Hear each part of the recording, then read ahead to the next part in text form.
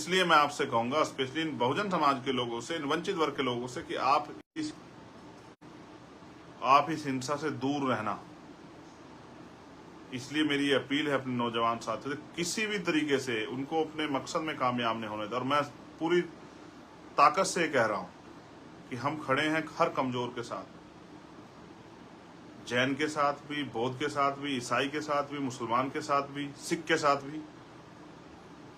हर उस बहन के साथ खड़े हैं, वो किसी भी धर्म की हो जिसके साथ अन्याय होगा, वो किसी जाति की हो। हर उस व्यापारी पीड़ित के साथ खड़े हैं, किसान के साथ खड़े हैं, जिसको अन्याय की तरफ, जिसको लूटने खसोटने, जिसको डराने धमकाने का प्रयास सरकार के लोग कर रहे हैं। और मैं आपसे फिर कह रहा हूं, जब जितना अन्याय बढ़ेगा, आप हमें मजबूर कर दोगे कि हम सड़कों पे आके अपने भाइयों के आगे खड़े हो जाएं, कि उन पर चलने वाली गोलियों का सामना हम लोग करें। और ये होगा।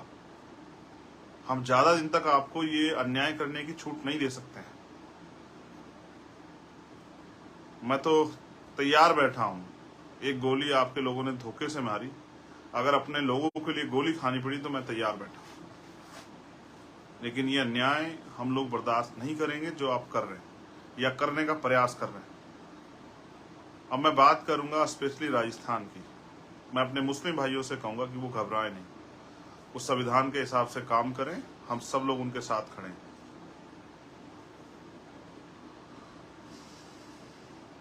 ये मुल्क हम सब का है, आप बिल्कुल परेशान ना हो। और आप जानते हैं, मैंने जिसका साथ देने का वादा किया है, पूरी ताकत से उस साथ को निभाया है। मुझे इस बात के लिए किसी परीक्षा की जरूरत नहीं, किसी प्रमाण की जरूरत नहीं, ये आप बेहतर जानते हैं। मैं बधाई दूंगा कश्मीर के अपने शेड्यूल ट्राइब के भाइयों, जिन्होंने वहां अपने हकों के लिए आंदोलन किया। जो साथी मुझसे मिलने आए थे, उनका भी धन्यवाद करता हूं। लेकिन मैं उनको ये भी चेतावनी देना चाहता हूं कि अभी वो लापरवाह ना हो। अभी आंदोलन खत्म नहीं हुआ है, अभी संघर्ष की पूर्ण रूप से जीत नहीं हुई। ऐसा ना हो कि आपके साथ धोखा हो जाए। अपनी तैयारी करो, मैं भी आपके संघर्ष में आपके साथ, और हमारी पूरी पार्टी आपके साथ। चाहे सड़क की लड़ाई हो, चाहे जेल की लड़ाई, कोई भी लड़ाई हो, भाई भाई मिलकर लड़ेंगे अन्याय के खिलाफ। अब मैं राजस्थान की बात करता हूँ। हमारे राजस्थान में बहुत जिम्मेदार, समझदार, ईमानदार, निष्ठावान साथी, उन्होंने हमेशा मेरा मान सम्मान रखा। पूरी सरकार से वो लोग मेरे लिए टकराए, भूखे प्यासे, बिना साधन के, आंधी तूफान, पुलिस की लाठियां खा के उन्होंने हमेशा जो है, जिस बात को मैंने कहा उसका पहरा दिया।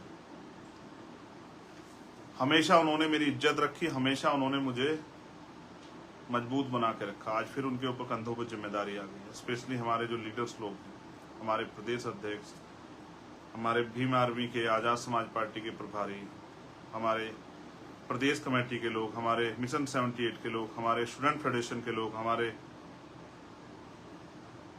किसान संगठन के लोग, उन सब की जिम्मेदारी है कि वो 20 तारीख के प्रोग्राम में ताकत लगाए। मैं आपको इसलिए लाइव करके कह रहा हूं कि मेरे पास और कोई साधन नहीं आप तक पहुंचने का। ना मेरी खबर कोई टीवी में बहुत बड़े पैमाने पर दिखाएगा, न किसी अखबार में बहुत बड़े पैमाने पर छपेगी, ना उसके लिए बहुत बड़े प्रचार के साधन हैं।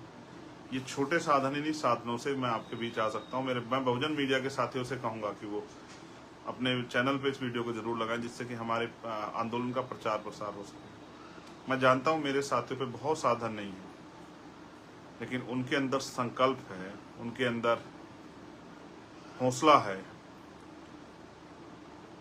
उनके अंदर स्वाभिमान, सम्मान है। वो अन्याय के खिलाफ लड़ने वाली सबसे मुखर आवाज है। और मैं जानता हूं कि उनको कोई मुसीबत, कोई परेशानी रोक नहीं सकती। ना दिल्ली रोक पाई और ना ही जयपुर रोक पाएगी 20 अगस्त को। मुझे नहीं पता वहां साथियों ने कैसे इंतजाम किए हैं, लेकिन मैं आपको बस याद दिलाना चाहता हूं, चाहे वो जितेंद्र मेघवाल का मामला हो, चाहे वो थाना गाजी का मामला हो, चाहे चूरू का मामला हो, चाहे जितेंद्र मेघवाल का मामला हो, चाहे ओम प्रकाश रैगर का मामला हो, चाहे और कोई मामला हो, चाहे कार्तिक भील का मामला हो, अब समय आ गया है इस अन्याय को जवाब देने का। अन्य पार्टियां भी, विपक्ष, प्रतिपक्ष, सब लोग आपकी तरफ देखेंगे कि आप कितनी बड़ी ताकत में जयपुर आते हैं। मैं फिर कह रहा हूं, मेरे पास बस भेजने को नहीं है, मैं आपको टिकट नहीं भेज सकता हूँ, मैं आपको कोई 4 रुपये गाड़ी नहीं करा सकता हूँ, ना मेरे पास है।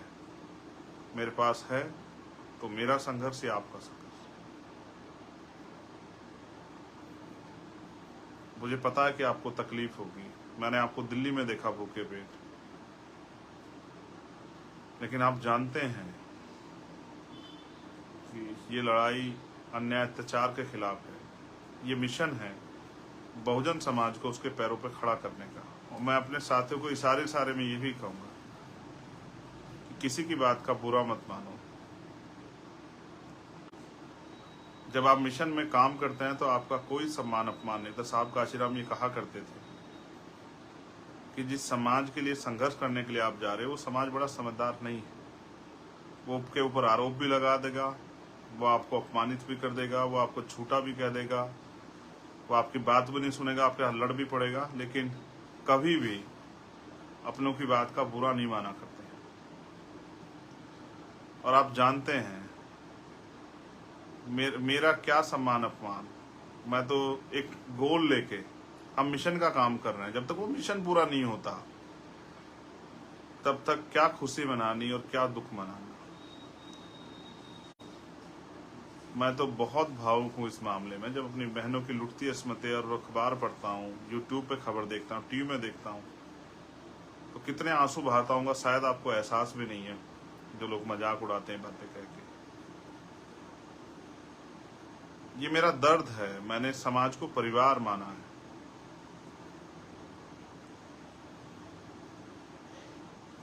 मेरा समाज से कोई स्वार्थ नहीं है, ये हमारे लोग जानते हैं।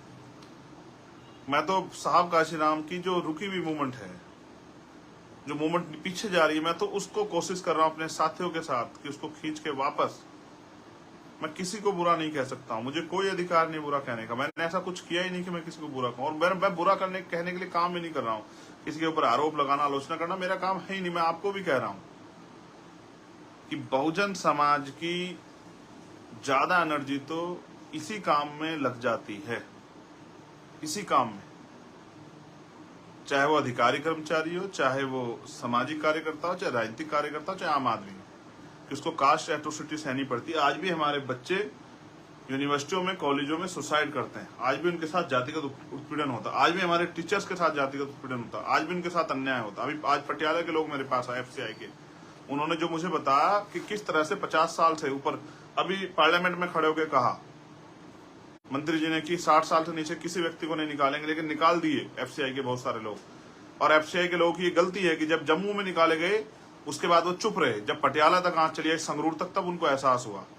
ये वो पीरियड है कि जिस तरह से वो जो मुर्गे को बेचने वाला होता है, वो मुर्गा जब एक मुर्गे को काटने को निकालता है तो बाकी मुर्गे दाना चुपते रहते हैं। मैंने आज उनको कहा डांटते हुए कि आपको पहले दिन अन्याय के खिलाफ आवाज उठानी चाहिए थी। और मैं हमेशा समझाता हूं कि आप ये सोच के चुप हैं कि मेरे प्रदेश में नहीं हुआ, या मेरे जिले में नहीं हुआ, मेरे जोन में नहीं हुआ, मेरे तहसील में नहीं हुआ, मेरी विधानसभा मेरे गांव में नहीं हुआ, तो आप इंतजार कर रहे हैं अपनी बारी का।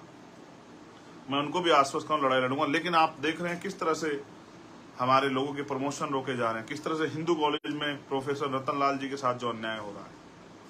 हमारी भीम आर्मी स्टूडेंट फेडरेशन की टीम का मैं धन्यवाद देता हूं कि लगातार उनके साथ खड़ी है और वो प्रोटेस्ट भी कर रही है। मैं अपने साथियों को मजबूती से प्रोटेस्ट करना, जिन यूनिवर्सिटी में, जिन कॉलेज में हमारे बच्चों के साथ अन्याय हो, हमारी भाइयों बहनों के साथ अन्याय,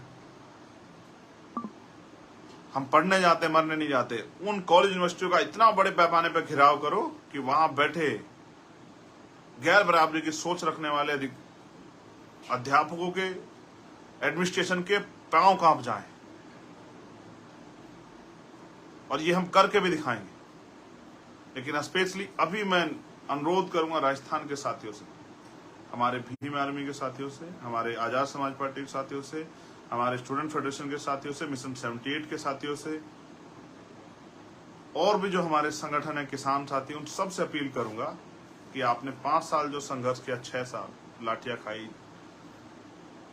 ये जयपुर ही है जिसमें मैं जेल गया था 4 दिन के लिए, आपको याद होगा, CHA के भाइयों के लिए। अगर इस बार हम लोग अपनी ताकत नहीं बना पाए तो हमारे अधिकारी कर्मचारी को भी, हमारे सामान्य आदमी को भी जो 5 साल अन्याय सहना पड़ा, कहीं ना कहीं उसके जिम्मेदार हम होंगे। समाज का सम्मान हमारा समाज, समाज का सम्मान और समाज का अपमान हमारा अपमान।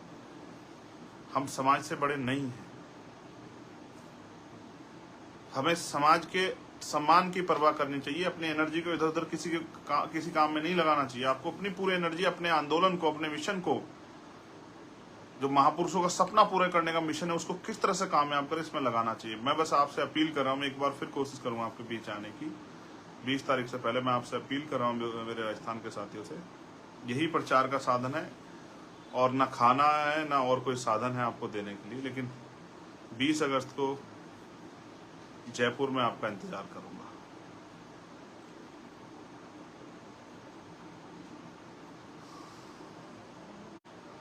आपकी राह देखूंगा।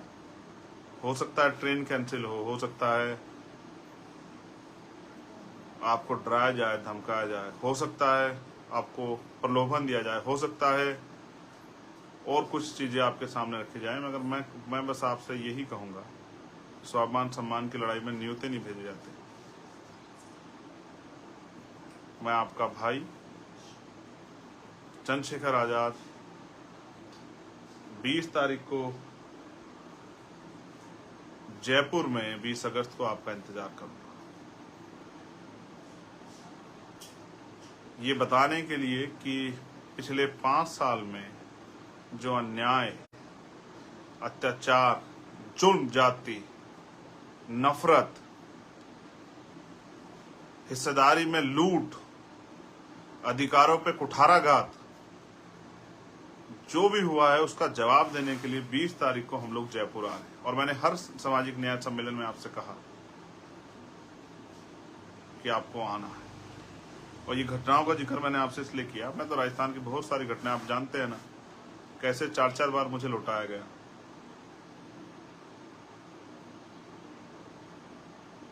मैं आपका इंतजार करूंगा। जैसे आपने भरतपुर में अपनी ताकत दिखाई, जैसे आपने गंगापुर सिटी में अपनी ताकत दिखाई, जैसे आपने भादरा में अपनी ताकत दिखाई, वैसे ही आप जयपुर में भी अपनी ताकत दिखाएंगे।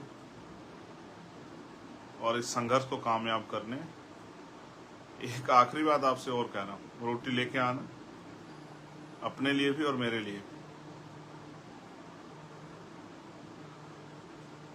आपने शायद, अगर याद हो आपको, और आप, ये प्रैक्टिकल बात है, आपका कोई अमीर रिश्तेदार हो, वो भी अपने गरीब रिश्तेदार को पहचानने से मना कर देता है। अमीरों की नस्ल ही ऐसी होती है। गरीबों के पास यही है कि अगर उसके पास एक चादर होगी नई, तो उसके घर में मेहमान आएगा तो वो नई चादर बिछाएगा। गरीब इज्जत देना जानता है। मैं आप सबका धन्यवाद करता हूं कि आपने मुझे सुना, और मुझे विश्वास है मेरे साथियों के ऊपर कि वो सरकार को भी और समाज को भी ये संदेश देने के लिए कि अब हम किसी के पिछलग्गू नहीं बनेंगे, हम अपने पैरों पे खड़े होंगे। काम करने वाले नौजवान ईमानदार हमारे साथी तन मन धन से, और मैं अपने साथियों से कहूंगा कि जो लोग आना चाहते हैं, जिनके पास साधन हो, वो उनकी मदद कराएं, कि वो 20 तारीख को एक ऐसा सैलाब आए राजस्थान में कि भोपाल की रैली को लोग भूल जाएं। जबकि मध्य प्रदेश के लोगों ने जो मील का पत्थर ठोका है, उसे शायद ना ही कोई बुला पाए। लेकिन मैं मध्य प्रदेश के साथियों से भी कहता हूँ, बहुत अन्याय अत्याचार हो रहा है। मैं बहुत जल्द 10-15 दिन के लिए मध्य प्रदेश आ रहा हूँ। एक शुरुआत कर रहे हैं हम लोग 15 तारीख से नगीना लोकसभा में। जाति तोड़ो समाज जोड़ो, एक यात्रा, हम साइकिल यात्रा शुरू कर रहे हैं। साइकिल यात्रा तो हमारी बीमार में आजाद समाज पार्टी के नेतागण कर ही रहे हैं, लेकिन उसमें एक दिन के लिए मैं भी शामिल होने के लिए जा रहा हूँ 15 तारीख। और मैं उन सभी साथियों का धन्यवाद देता हूं जो देश भर में इस आंदोलन को कामयाब करने के लिए बहुत मेहनत कर। प्राइमरी स्कूल के हेडमास्टर का बेटा हूं, कोई घमंड नहीं रखता हूं। एक ही लालच है, एक ही सपना है कि बाबा साहब अम्बेडकर और माननीय काशीराम और बहुजन महापुरुषों का सपना पूरा हो। इस देश का टुकड़ों में बटा बहुजन समाज एकजुट हो। इस देश की महिलाओं को, किसानों को, मजदूरों को, नौजवानों को उनके हक अधिकार मिले, और जाति विहीन समाज बन के सब लोग जैसा सदगुरु रविदास जी महाराज ने कहा, ऐसा चाहूं राज में जहां मिले सबन्नु अन्न, और छोटे बड़े सब सम बचे रविदास रहे प्रसन्न। जिसको उन्होंने बेगमपुरा राज का नाम दिया। ऐसा राज स्थापित हो जहां किसी को कोई भय ना हो, कोई डर ना हो, किसी के साथ कोई अन्याय ना हो, कोई ऊंच नीच की बात ना हो, किसी को खाने के लिए अन्न की, तन ढकने के लिए वस्त्र की, सर ढकने के लिए छत की कोई परेशानी ना हो। भय मुक्त समाज, समानता पे आधारित समाज, मैत्री पे आधारित समाज, भाईचारे पे आधारित समाज, और हर एक व्यक्ति का सम्मान। जय भीम, जय भारत, जय मंडल, जय जोहार, जय संविधान। और आप सभी के लिए मंगल कामनाएं। 20 तारीख को जयपुर।